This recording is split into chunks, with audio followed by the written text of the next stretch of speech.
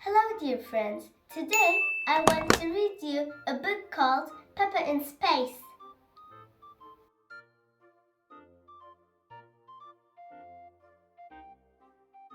It was Space Day at playgroup. Peppa and her friends were very excited. Does anyone know what space is? Asked Madame Gazelle. Space is the physical universe beyond the Earth's atmosphere, said Edmund Elephant. Edmund was a bit of a clever clogs. That's right, Edmund, said Madame Gazelle. And today we are going to talk about something you find in space. The moon? Shouted all the children. Yes, said Madame Gazelle. Can I live on the moon? Asked Danny Dog. It is possible, replied Madame Gazelle. But you would need to take oxygen, water, and lots of other things with you. Can you jump in muddy puddles on the moon? Asked Peppa. No, said Madame Gazelle. There is no rain to make puddles. What can you do then? Asked Peppa. You'll soon find out, said Madame Gazelle, because today we are going to the moon, shouted Pedro Pony. Not exactly, said Madame Gazelle. We are going to the Space Museum. Oh, sighed the children. At the museum, you will train to be astronauts, said Madame Gazelle, and see what it's like to walk on the moon. Wow, gasped the children. Miss Rabbit arrived to take everyone to the Space Museum. Really, we should be going there in the moon buggy, said Danny, not a bus. How long until we get there? Asked Peppa. As long as it takes you to finish your apple, replied Miss Rabbit. I've finished my apple, said Susie Sheep. Does that mean we're there? How about we sing a song for Miss Rabbit? Suggested Madame Gazelle. Something like... But before Madame Gazelle could finish, all the children started to sing.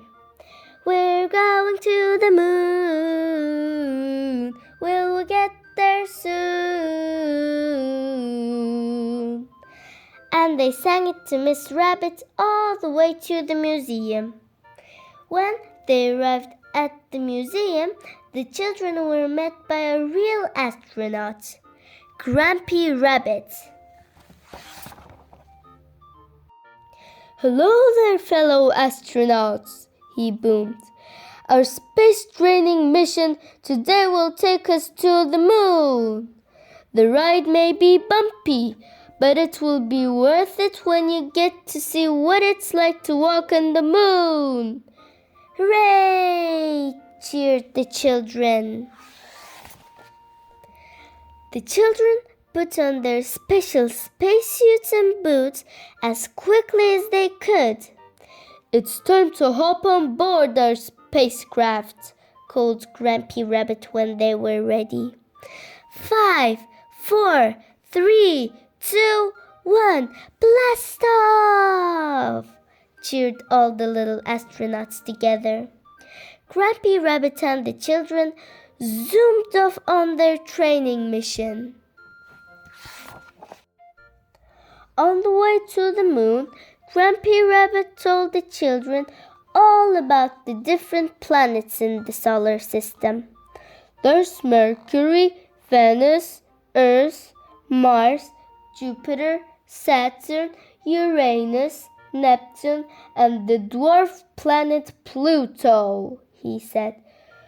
Robots have landed on Mars, but no one else has done so yet. George was listening very carefully. Mars, he whispered to himself. Bump. "We have landed on the moon," said Grampy Rabbit. "Now, my little astronauts, it's time for you to see what it's like to walk on the moon. Just take one small step out of the spacecraft, and one..." Peppa and her friends all took giant leaps out of the spacecraft wearing Grampy Rabbit's anti-gravity rubber bands. Whee!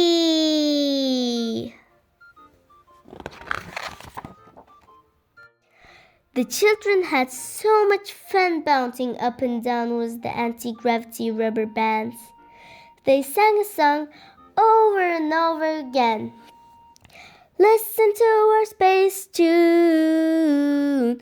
We're walking on the moon.